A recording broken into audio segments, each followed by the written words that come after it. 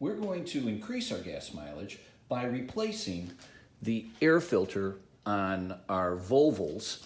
And this is, all of them are like this from 2000 on the way up to 20 and to the new one models. So what you do, first thing you get rid of, or you take off the sensor here. So you just pop that up, that comes right out. Then down here, you'll see the tabs underneath, they click up. There's one right here, that comes up, and then finally one here, that comes up.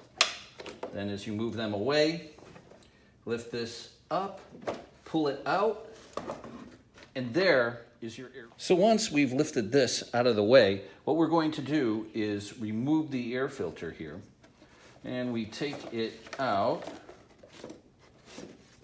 and we notice that there's a lot of gunk and stuff, and that's normal in Volvos. That's what their job is to do, is to collect all the stuff. And we're going to clean off the filter, or we're going to replace this filter and then put a new filter back in.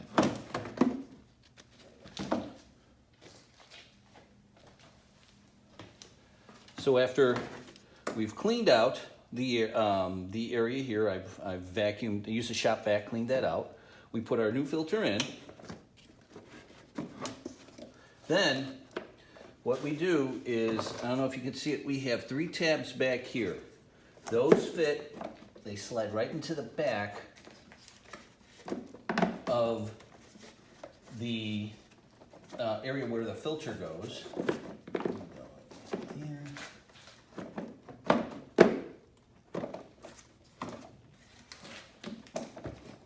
And then put the clamps back on here.